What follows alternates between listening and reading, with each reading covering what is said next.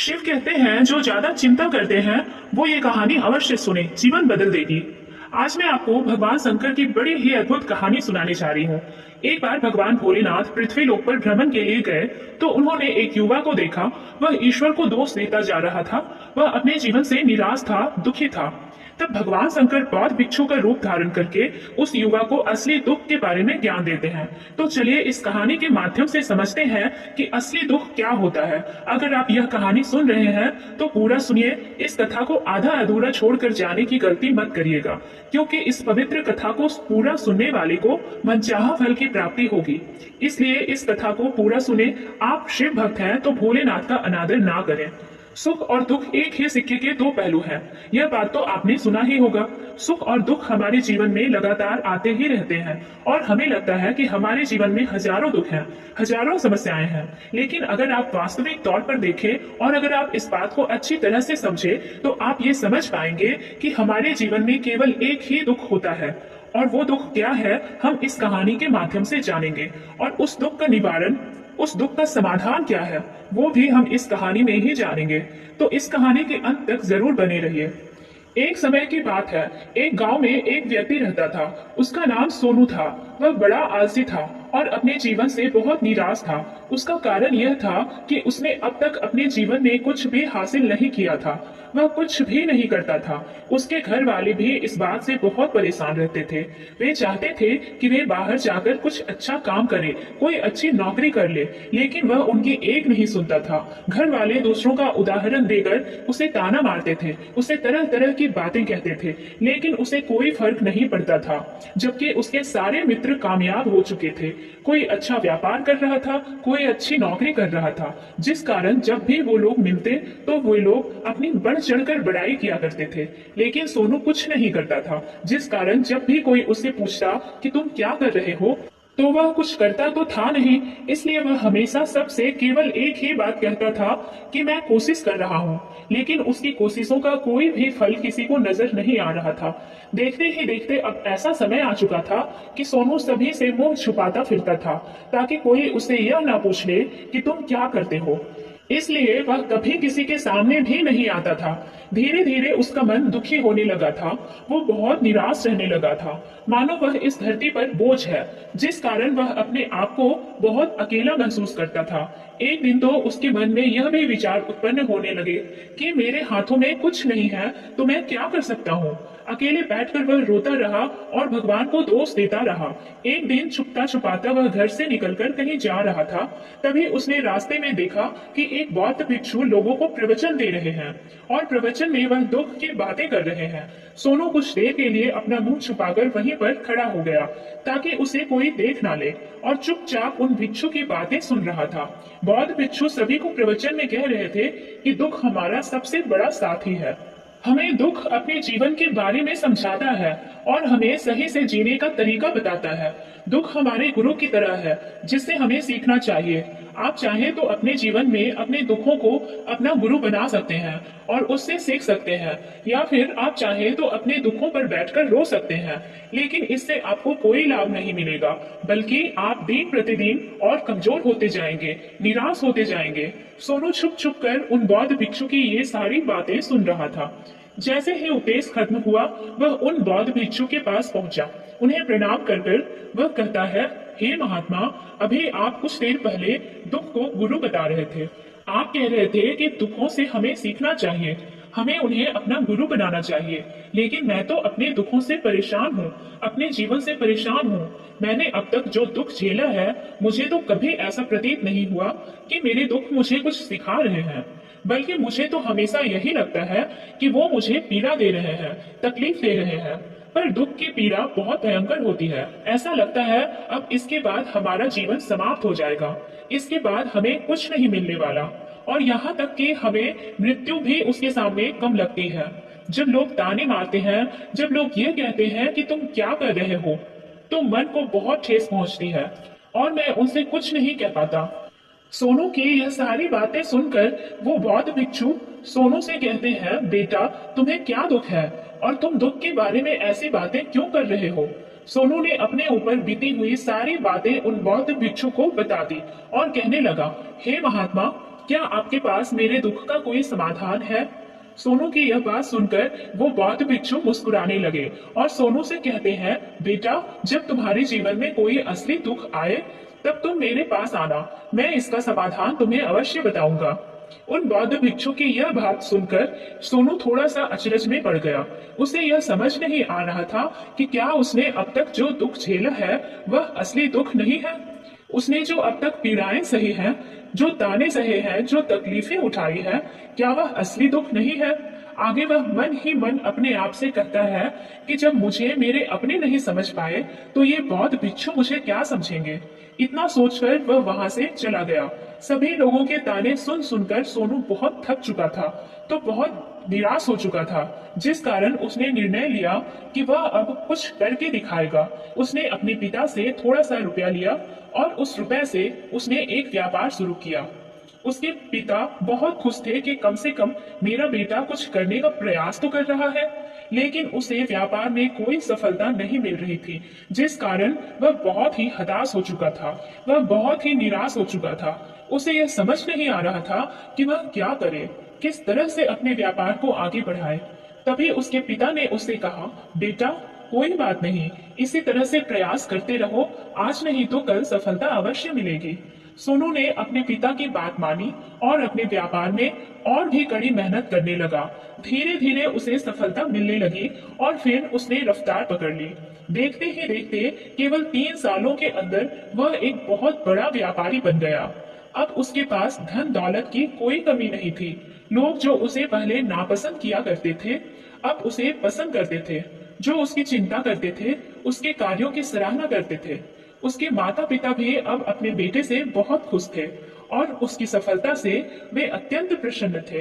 धीरे धीरे सोनू के मित्रों की संख्या लगातार बढ़ती जा रही थी। सोनू के कुछ मित्रों ने उसे यह भी सलाह दी कि उसे अपना व्यापार और तेजी से बढ़ाना चाहिए, उसे और फैलाना चाहिए। जब तुम आज केवल इस नगर के सबसे बड़े व्यापारी हो, तब तुम इतना खुश हो, तुम्हारे साथ ये सारे लोग हैं। वहीं पर तुम सोचो कि जब तुम इस राज्य के सबसे बड़े व्यापारी बन जाओगे, तब तुम्हारे यहाँ पर लोगों की भीड़ लग जाएगी। लोग तुमसे मिलने के लिए समय निकालेंगे। यहाँ तक कि इस राज्य के राजा भी तुमसे मिलना चाहेगा, तुम्हारी तारीफ करेगा, और यदि कभी ऐसी जरूरत आन पड़ी तो वह तुमसे धन भी उधार लेने के लिए अवश्य आएगा। सोनू को अपने दोस्त की यह बात बहुत पसंद आई। सोनू ने सोचा कि मेरे मित्र सही कह रहे हैं, मुझे अपने व्यापार को और बड़ा करना चाहिए और फैलाना चाहिए। तभी तो हर कोई मेरे बारे में जान सकेगा, हर कोई मुझे पहचानेगा। उसने बिना देरी किए, अपने समय को बिना गवाए अपने व्यापार में और मेहनत करने लगा। लेकिन अब की बार उसके मन में धैर्य नहीं था, जिस कारण उसने कुछ अनुचित कदम उठाए ताकि उसका व्यापार जल्दी से जल्दी और बड़ा हो जाए। उसने कई लोगों से अधिक मात्रा में धन उधार ले लिया, जिससे उसके ऊपर अब काफी ऋण हो चुका था। और इतना ही नहीं, वो यहाँ पर नहीं रुका। उसने अधिक से अधिक मुनाफा कमाने के चक्कर में अपने माल की गुणवत्ता को भी खराब कर दिया, जिससे अब उसके माल में वह बात नहीं रह गई थी जो पहले हुआ करती थी। लेकिन वह अपने मित्रों की बात सुनता रहा। जैसा उसके मित्र कहते थे वो वैसा ही करता चला जा रहा था। यहाँ तक कि उसने अपने व्यापार को और भी तीव्रता से बढ़ाने के लिए अपने दूसरे छोटे व्यापारियों के खिलाफ षड्यंत्र भी रचना शुरू कर दिया था, जिस कारण उसके मन में अब पहले जैसा वह सुकून नहीं था। उसे अब रातों को नींद नहीं आती थी। वह केवल एक ही विचार में लगा रहता था कि किस तरह से उसका व्यापार पूरे राज्य में फैल जाएगा और वह इस राज्य का सबसे बड़ा व्यापारी बन जाएगा, जिस कारण वह दिन रात केवल इसी मेहनत में लगा रहता कि उसका व्यापार जल्दी से जल्दी और बड़ा हो जाए। हालांकि उसके पास अब सब कुछ था, धन दौलत, अच्छा घर, गाड़ियां, नौकर चाकर, सभी सुख सुविधाएं, लेकिन उसके बावजूद भी वो उन चीजों का लाभ नहीं उठा पा रहा था, क्योंकि उसका पूरा ध्यान केवल अपने व्यापार को और उन्नति पर ले जाना था। एक दिन सोनू अपने रथ पर बैठकर एक मार्ग से होकर गुजर रहा था। तभी रास्ते में उन्हें गुरुवर का आश्रम पड़ा। यह देखकर वह उन बौद्ध भिक्षु के पास गया और बौद्ध भिक्षु से कहने लगा, हे महात्मा, आपने कहा था कि जब मेरे जीवन में कोई असली दुख आए तब मैं आपके पास आऊं। इस कारण मैं यहाँ पर आया हूँ। आज मैं बहुत दुखी हूँ। मैं रातों को सो नहीं पाता। मेरे पास सब कुछ होते हुए भी मैं उनका लुत्फ नहीं उठा पाता। उसने अपनी सारी बातें एक एक करके उन बौद्ध भिक्षु को बताई। तभी वह बौद्ध भिक्षु सोनू से कहते हैं, बेटा, जब तुम पहली बार आए थे तब भी तुम बहुत दुखी थे, लेकिन तब तुमने अपने दुख से क्या सीखा था? इसके जवाब में सोनू उन बौद्ध भिक्षु से कहता है, हे महात्मा, जब मैं अपने जीवन में कुछ नहीं कर पा रहा था तब मैंने अपने दुखों से यह सीखा था कि केवल सोचने मात्र से कुछ नहीं होगा। उसके लिए हमें कुछ करना भी पड़ेगा और केवल कोई कर्म करना ही हमें सफल नहीं बनाता, बल्कि उस कर्म को उसके अंजाम तक पहुंचाना हमें सफल बनाता है। फिर चाहे रास्ता कैसा भी हो, फिर चाहे परिस्थितियां कैसे भी क्यों ना हो, फिर चाहे कितनी ही बाधाएं आपके रास्ते में क्यों ना आ जाए, चाहे ऐसा क्यों ना लगने लगे कि अब आपके जीवन में कुछ नहीं बचा और आप कुछ नहीं कर सकते, तब भी हौसला बनाए रखो, उम्मीद ना छोड़ो और अपने कार्य पर डटे रहो। यह सोचकर कि जब तक मैं अपने कार्य को सफल नहीं कर लेता, जब तक मैं अपने लक्ष्य तक नहीं पहुंच जाता, तब तक मैं इस कार्य को करता रहूंगा। मैं इस कार्य में अवश्य सफल होकर ही रहूंगा, जबकि बाकी लोग केवल सफल लोगों को महत्व देते हैं, उनके कर्मों को नहीं। सोनू की यह सारी बातें सुनकर वह बौद्ध भिक्षु मुस्कुराने लगे और इस पर सोनू से कहते हैं, बेटा, जब तुम्हारे जीवन में असली दुख आए तब तुम मेरे पास आना, मैं तुम्हारी समस्या का समाधान अवश्य करूंगा। इतना कहकर वह बौद्ध भिक्षु वहां से उठकर चले गए। सोनू एक बार फिर से उनकी यह बातें सुनकर आश्चर्यचकित रह गया। उसे अब यह समझ नहीं आ रहा था कि क्या उसने जो दुख देखा है, उसने जो तकलीफें अब तक सही है, क्या वह असली दुख नहीं है? उसके मन में अब एक सवाल उत्पन्न होने लगा कि असली दुख क्या है और इसकी पहचान क्या है और मुझे कैसे पता चलेगा कि इस समय मैं असली दुख में हूँ। लेकिन उसने कुछ नहीं कहा। वह यह सब सोच ही रहा था कि तभी वह बौद्ध भिक्षु सोनू के पास एक बड़ा सा घड़ा लेकर पहुंच जाते हैं। उस घड़े के अंदर सोने के सिक्के थे। उस घड़े को देते हुए वह बौद्ध भिक्षु सोनू से कहते हैं, बेटा, तुम इसे उस पैर के नीचे दबा दो, क्योंकि ये मेरे किसी काम का नहीं है। जब मुझे इसकी जरूरत पड़ेगी तब मैं वहां से खोदकर इसे निकाल लूंगा, लेकिन अभी के लिए इसे वहां पर मिट्टी के नीचे दबा दो। सोनू ने उस बौद्ध भिक्षु की बात मान ली और वो घड़ा उस पैर के नीचे जाकर मिट्टी में दबा दिया। इतना करके वह गुरुवर को प्रणाम करता है और वहां से वापस अपने घर की ओर लौट जाता है। धीरे धीरे समय बीतता गया। समय के साथ साथ सोनू व्यापार में और भी ज्यादा उन्नति कर चुका था, लेकिन माल की गुणवत्ता अच्छी ना होने के कारण अब उसके व्यापार में घाटा होने लगा और धीरे धीरे ऐसा समय आया कि उसका व्यापार भी पूरी तरह से चौपट हो गया। अब उसके पास कुछ नहीं बचा था, बल्कि उसने जो कर्जे लिए थे वह कर्जे भी अब उसे चुकाने थे। लेकिन वह तो यह सोचकर निश्चिंत था कि उसने जो कुछ भी कर्ज लिए हैं वो कर्जे उसने अपने मित्रों से लिए हैं, जिस कारण वह उन्हें लौटाने में थोड़ी देर अवश्य कर सकता है। वह तो यह सोच रहा था कि उसके मित्र उसका बुरे समय पर साथ देंगे, लेकिन सबसे पहले उसके मित्र ही उसे अपना कर्ज वापस लौटाने की मांग करने लगे। तब सोनू को एहसास हुआ कि कोई भी अपना नहीं है। उसने अपने मित्रों से उस कर्ज को लौटाने के लिए थोड़ी सी मोहलत मांगी, लेकिन सोनू के किसी भी मित्र ने उसे कर्जे लौटाने के लिए वह मोहलत नहीं दी, बल्कि वे लोग उसे जान से मारने की धमकी देने लगे। अपने मित्रों के मुंह से ये सब सुनकर सोनू बहुत ही आश्चर्यचकित रह गया। वह जो कुछ सोच रहा था सब कुछ उल्टा पड़ गया। जिस व्यापार के चलते उसके इतने मित्र बने थे, इतने शुभचिंतक बने थे, वे सब उससे दूर जाने लगे थे। हर कोई उससे पीछा छुड़ाना चाहता था, कोई भी उसका साथ नहीं देना चाहता था। धीरे धीरे उसकी सारी संपत्ति नीलाम हो गई। अब उसके पास कुछ नहीं बचा था। वह सड़क पर आ चुका था। उसने हार मानकर अपने माता पिता से कहा, पिताजी, मेरी मदद कीजिए, मेरे ऊपर बहुत ऋण है, मुझे उसे लौटाना है, कृपा करके मुझे थोड़ा सा धन दे दीजिए। इस पर सोनू के पिता ने सोनू से कहा, बेटा, मेरे पास तो ले देकर बस यही एक छोटा सा घर है। अगर यह भी मैं तुम्हें दे दूं, यदि मैं इसे भी बेच दूं, तो मैं और तुम्हारी माँ कहाँ रहेंगे? हमें भी दर दर की ठोकरें खानी पड़ेगी, हमें भी सड़कों पर भीख मांगनी पड़ेगी। ले देकर अब हमारे पास केवल यही संपत्ति बची है, इसलिए मैं तुमसे क्षमा मांगता हूँ। अपने माता पिता के मुख से यह सुनकर सोनू चुपचाप वहां से चला गया और मन ही मन वह सोच रहा था कि अब मेरे पास कुछ नहीं बचा, जो था वह तो सब लुट गया, बर्बाद हो गया। अब मैं जीकर क्या करूंगा? अब मेरे पास केवल एक ही रास्ता है जिससे मैं अपने कर्जदारों से अपना पीछा छुड़ा सकता हूँ। यह सोचता हुआ वह एक ऊंची पहाड़ी की ओर पहुंचा। वह पहाड़ी पर चढ़ता ही जा रहा था कि तभी उसे याद आया कि उन बौद्ध भिक्षु ने कहा था कि जब तुम पर असली दुख आए तभी तुम मेरे पास आना, मैं तुम्हारी समस्या का समाधान अवश्य करूंगा। यह सोचकर सोनू के मन में एक बार फिर उम्मीद की वह लहर दौड़ पड़ी।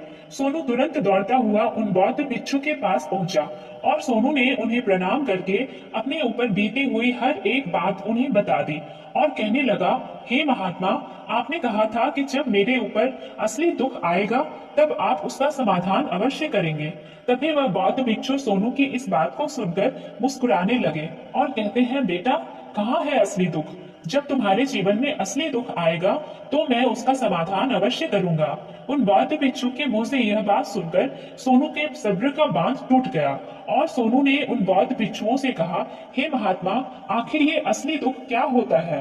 क्या मैंने आज तक जो भी दुख झेला है, जो भी तकलीफें आज तक मैंने सही है, क्या ये दुख नहीं है? क्या इसे दुख नहीं कहते? तभी वो बौद्ध भिक्षु सोनू से कहते हैं, बेटा, पहले तो मुझे ये बताओ कि तुमने अपने दुख से क्या सीखा है। इसका जवाब देते हुए सोनू उन बौद्ध भिक्षु से कहता है, हे महात्मा, मैंने तो यही देखा है कि जो लोग तुम्हारी तरक्की में तुम्हारा पीछा करते हैं, तुम्हारे साथ जुड़ते हैं, वो लोग तुम्हें अवश्य धोखा देंगे, क्योंकि ऐसे लोग बुरे समय पर तुम्हारा साथ नहीं देने वाले, बल्कि तुम्हारा फायदा उठाने का ही वह प्रयास करेंगे। इसलिए ऐसे लोगों पर भरोसा ना करें, बल्कि जो लोग तुम्हारी असफलता के समय पर, तुम्हारे बुरे समय पर तुम्हारे साथ खड़े हैं, वही तुम्हारे असली मित्र हैं और वही तुम्हारे साथ रहते हैं। और ऐसे लोग तुम्हें बहुत कम मिलते हैं, और जिन्हें भी ऐसे लोग मिलते हैं उन्हें हमेशा उनकी कद्र करनी चाहिए। आगे सोनू उन बौद्ध भिक्षु से कहता है कि जब तुम कोई कार्य कर रहे हो तो उसे पूरी ईमानदारी से करो, धैर्य रखो, लालच ना करो और अपने लक्ष्य तक पहुंचने के लिए किसी के लिए भी कोई षड्यंत्र ना रचो, क्योंकि ऐसा करने से तुम्हारे साथ ही बुरा होगा और तुम हमेशा नुकसान में रहोगे। सोनू की ये सारी बातें सुनकर बौद्ध भिक्षु उस पैर के पास पहुंचे। उन्होंने गड्ढा खुदा और वह घड़ा निकालकर उस सोनू के हाथ में थमा दिया, जिसमें सोने के सिक्के भरे हुए थे। वह घड़ा सोनू के हाथ में थमाते हुए उन बौद्ध भिक्षुओं ने कहा, लो, इसे पकड़ो और जब तुम्हारे जीवन में असली दुख आए तब तुम मेरे पास आना, मैं उसका समाधान अवश्य करूंगा। सोनू अब भी बड़े अचरज में था। उसे यह समझ नहीं आ रहा था कि आखिर ये असली दुख क्या है, लेकिन उसने अपने हाथों में पड़े हुए उस घड़े को देखा जिसके अंदर सोने के सिक्के थे। यह देखकर उसे मन ही मन यह लगा कि चलो अब तो थोड़ी सी राहत अवश्य हो जाएगी, मैं अपने मित्र का वो कर्ज लौटा सकूंगा और एक नया व्यापार भी फिर से आरंभ कर सकूंगा। जिस कारण उसने उन बौद्ध भिक्षुओं को प्रणाम किया, उनका धन्यवाद किया और वहां से चल पड़ा। सोनू ने उस सोने के सिक्कों से सभी का कर्ज लौटा दिया और अपने लिए एक बार फिर से नया व्यापार शुरू किया। व्यापार छोटा था, लेकिन अब की बार सोनू बहुत खुश था। उसने पूरी ईमानदारी, मेहनत और लगन के साथ अपने व्यापार पर काम किया और देखते ही देखते एक बार फिर से वह एक बड़ा व्यापारी बन गया। लेकिन अब की बार वो बहुत खुश था, क्योंकि इस बार उसने कोई लालच नहीं की, ना ही किसी के लिए कोई षड्यंत्र रचा, बल्कि उसने पूरी ईमानदारी और मेहनत के साथ अपने व्यापार पर काम किया। लेकिन जैसे जैसे आप धनी होते जाते हैं, जैसे जैसे आप अमीर बनते जाते हैं, आपके मन में एक डर और उत्पन्न होने लगता है, और वह है अपनी दौलत को ना खो देना। जिस कारण आप लोग दान करना शुरू कर देते हैं, पुण्य करना शुरू कर देते हैं, लोगों की मदद करते हैं, ताकि आपके जीवन में कभी कोई दुख ना आए। लेकिन यह जीवन सुख और दुख का संगम है, जिस कारण हर किसी को सुख और दुख से होकर गुजरना ही पड़ता है। इसी वजह से एक बार फिर से सोनू के जीवन में एक और दुख उत्पन्न हुआ। अब की बार उसकी माता और पिता दोनों की मृत्यु हो गई। सोनू अपने माता पिता से बहुत प्रेम करता था, जिस कारण उसके मन को बहुत गहरा आघात पहुंचा। जब आखिरी बार वह उन्हें देख रहा था तो उसके मन में हजारों सवाल उत्पन्न होने लगे। वह अपने घर लौटा। घर लौटकर उसने देखा कि जिस संपत्ति के लिए वह हमेशा लड़ते झगड़ते रहते थे, आज उसकी देखभाल के लिए कोई नहीं था। उसके माता पिता ने जो भी मेहनत की, जो भी अपने जीवन में इकट्ठा किया, सब यही रह गया। लेकिन अब सब कुछ खत्म हो चुका था और सोनू का मन अब बहुत बेचैन हो रहा था। उसके मन में हजारों सवाल उत्पन्न हो रहे थे और वह अपने आप को बहुत अकेला महसूस कर रहा था। उसे बहुत खाली सा महसूस हो रहा था। उसने इधर उधर देखा, लेकिन उसे कुछ समझ नहीं आया। तभी उसे उन बौद्ध भिक्षु की याद आई। वे तुरंत ही भागा भागा उन बौद्ध भिक्षु के पास पहुंचा। उसे देखते ही उन बौद्ध भिक्षु ने सोनू से सवाल किया और कहा, क्या बात है बेटा, क्या कोई फिर से दुख आन पड़ा है? तभी सोनू ने कहा, नहीं गुरुदेव, अब तो सब ठीक है, लेकिन आज मेरे माता पिता की मृत्यु हो गई और मैं बहुत अकेला महसूस कर रहा हूँ। मैं बहुत दुखी महसूस कर रहा हूँ, जैसे कुछ खाली सा है, जैसे कुछ अकेलापन सा। तभी वह बौद्ध भिक्षु सोनू से कहते हैं, बेटा, इसमें दुखी होने वाली बात क्या है? यह तो जीवन है, एक दिन तो सभी को जाना है। यहाँ पर कोई भी रहने नहीं आया है और ना ही कोई रहेगा। हम सब एक ना एक दिन मृत्यु को प्राप्त हो ही जाएंगे और मृत्यु कब आएगी ये किसी को नहीं पता हो सकता है कि तुम्हारी मृत्यु कल ही हो जाएगी या फिर आज और अभी। ये सुनकर सोनू आश्चर्यचकित रह गया। उसने इन बौद्ध भिक्षु से कहा, हे महाराज, आप ये क्या कह रहे हैं? मैं तो अभी जवान हूँ और मुझे तो अभी अपनी पूरी उम्र जीनी है। मैं तो जीना चाहता हूँ, कुछ करना चाहता हूँ, और आप कह रहे हैं कि मैं कभी भी मृत्यु को प्राप्त हो सकता हूँ। इस पर वो बौद्ध भिक्षु सोनू से कहते हैं, बंदे, इस भ्रम में मत रहना कि मृत्यु केवल बूढ़े को आती है। बूढ़ों के सामने तो उनके जवान बच्चे तक मर जाते हैं। मृत्यु कभी किसी की उम्र देखकर नहीं आती और ना ही किसी को बता कर आती है। उन बौद्ध भिक्षु के मुख से ये सारी बातें सुनकर सोनू और भी ज्यादा बेचैन हो गया और वह चुपचाप वहां से चला गया। उसके मन का वह खालीपन अब भी वैसे ही था। वह भी अपने आप को बहुत अकेला महसूस कर रहा था।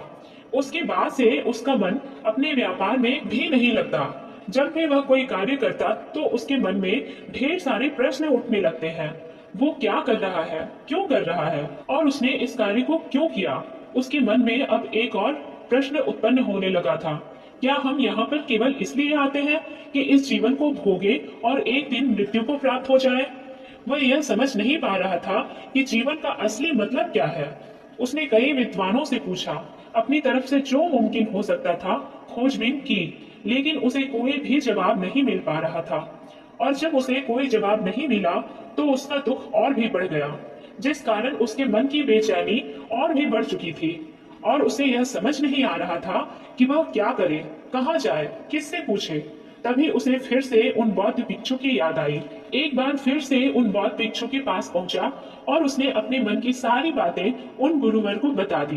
तभी वह बौद्ध भिक्षु मुस्कुराने लगे और सोनू से कहते हैं, बेटा, आज पहली बार तुम्हारे जीवन में असली दुख उत्पन्न हुआ है। वास्तव में तो यही है जिसे हम दुख कह सकते हैं, जो दुख कहलाने लायक है कि हमें पता ही नहीं हम क्या कर रहे हैं, कहाँ जा रहे हैं, क्यों जा रहे हैं, वो कौन है, क्या है, हम क्या करना चाहते हैं। तभी सोनू ने कहा, हे महात्मा, मेरे इस दुख का समाधान कीजिए, मुझे इस दुख का निवारण दीजिए। तभी वह बौद्ध भिक्षु सोनू से कहते हैं, हम सबके अंदर क्रोध, लालच, लोभ जैसी कई वासनाएं हमारे अंदर घर करके बैठ जाती हैं, जिस कारण हम अपने जीवन को टुकड़ों में जीते हैं और हमारी चेतना कभी एक नहीं हो पाती। हम कभी एक जगह सोच नहीं पाते, समझ नहीं पाते और हमारी ऊर्जा शक्ति भी पूरी तरह से छिन्न भिन्न हो जाती है। और आजकल के दौर में हमारे पास तो इतना भी समय नहीं कि हम एक पल निकाल करके एक पल के लिए मुड़कर अपने आप को देख सकें, अपने आप को समझ सकें। वास्तविकता में हर कोई यहाँ पर अपने जीवन भर केवल दुख दुख कहकर चिल्लाता रहता है, उसका समाधान निकालने का हर मुमकिन प्रयास करता है, लेकिन जिसे हम दुख समझते हैं वह तो दुख है ही नहीं, तो इसका समाधान आपको कहाँ से मिलेगा? ये तो परिस्थितियां हैं जिसके कारण हम अपने आप को दुखी समझते हैं, अपने आप को तकलीफ में समझते हैं। जैसे हम एक परिस्थिति से निकलते हैं, हम किसी दूसरी परिस्थिति में फंसकर रह जाते हैं। जिस प्रकार हम पहली समस्या का सामना करते हैं, उसी प्रकार हम दूसरी समस्या का भी सामना करते रह जाते हैं। और जब हम इन परिस्थितियों से हार मान लेते हैं, जब हमें लगता है कि अब कोई रास्ता नहीं बचा, तब हमारे सामने हमें केवल एक ही रास्ता नजर आता है और वह है मृत्यु। लेकिन ये कोई समाधान नहीं है, ये कोई रास्ता नहीं है। इसलिए यदि आप सचमुच अपनी समस्याओं का समाधान चाहते हैं, तो अपने आप को इकट्ठा करना सीखें, अपनी ऊर्जा को इस संसार में वापस कीजिए, उसे एक कर और अपने ऊपर ध्यान लगा। मृत्यु से पहले अपने आप को पहचाने, अपने आप को जानो, अपने आप को बिखरने ना दो। तभी सोनू बौद्ध भिक्षु से कहता है, हे महाराज, तो क्या हमें इस जीवन को नहीं जीना चाहिए? क्या हमें अपनी इच्छाओं को नहीं पूरा करना चाहिए? तभी वह बौद्ध भिक्षु सोनू के इस सवाल का जवाब देते हुए कहते हैं कि हमें किसी से भी लगाव नहीं रखना चाहिए, हमें अपनी इच्छाओं को मार देना चाहिए, हमें संपत्ति इकट्ठा नहीं करनी चाहिए, क्योंकि हम मनुष्य की इच्छाएं, कामनाएं, वासनाएं ऐसी होती है जैसे मानो कि एक पर्वत से गिरता हुआ झरना जिस पर किसी का नियंत्रण नहीं है, सिवाय देखते रहने के और परेशान होने के। लेकिन जब तुम अपने ऊपर ध्यान देने लगते हो, तब तुम अपने आप को पहचान जाते हो, समझ जाते हो, तब तुम इस पर नियंत्रण पा सकते हो, तब इच्छाएं भी तुम्हारे वश में होती है और फिर तुम चाहो तो इन इच्छाओं की पूर्ति भी अवश्य कर सकते हो। गुरुदेव की ये सारी बातें सुनकर सोनू ने गुरुदेव से कहा, हे महाराज, आपका बहुत बहुत धन्यवाद, आपने मेरी सबसे बड़ी समस्या का समाधान आज कर दिया है। मैं आज से अपने आप को एकत्रित करूंगा गुरुदेव। मानव शरीर में बहुत ऊर्जा है, बहुत शक्ति है, पर वह बेकार के कामों में लग जाती है, जिस कारण हमारा जीवन भी बेकार की चीजों में लगा रहता है। लेकिन हम कभी भी इस पर अपना ध्यान नहीं देते, हम कभी भी अपनी ऊर्जा को केंद्रित नहीं करते हैं, अपने ऊपर कभी ध्यान नहीं देते हैं। हमारा जीवन भी कुछ ऐसा ही है। हम अपने जीवन में हमेशा अपने आप से, ऊपर वाले से सवाल करते रहते हैं कि हमारे जीवन में इतना दुख क्यों है। हम सभी के मन में यह सवाल तो अवश्य ही उठता है और इसका जवाब है कि वह ईश्वर यह चाहता है कि हम अपने जीवन के अंतिम दुख तक पहुंच सकें, उस गहराई तक पहुंच सकें जहां पर हमें यह पता चल सके कि हमने अभी तक अपने आप को नहीं जाना, अपने आप को नहीं पहचाना। मानव शरीर के अंदर जो ऊर्जा है, जो शक्ति है, उसके बारे में हम अभी तक नहीं जानते। हम अपने आप को चाहे तो एकत्रित कर सकते हैं, अपने आप पर नियंत्रण पा सकते हैं, लेकिन हम अपनी इस ऊर्जा का व्यर्थ उपयोग करते रहते हैं, व्यर्थ की चीजों में लगा देते हैं, जिस कारण हम अपने आप को कभी नहीं पहचान पाते और ना ही कभी अपने आप पर नियंत्रण पा सकते हैं। लेकिन यदि आप अपने आप को जानना चाहते हैं, अपने आप को पहचानना चाहते हैं, तो पहले आपको खुद को एकत्रित करना होगा, अर्थात ध्यान लगाना होगा। ध्यान से ही आप अपने दुखों की, उन समस्याओं का समाधान निकाल सकते हैं और तभी आप अपने आप को पहचान सकते हैं, जान सकते हैं और अपने जीवन के हर दुखों का समाधान भी कर सकते हैं। इस वीडियो को बोलते समय कोई त्रुटि हो तो मैं क्षमा चाहती हूँ। उम्मीद है आप सभी को ये वीडियो अच्छी लगी होगी। अगर आप शिव के सच्चे भक्त हैं तो चैनल को सब्सक्राइब और वीडियो को लाइक करके कमेंट में हर हर महादेव लिख दीजिए।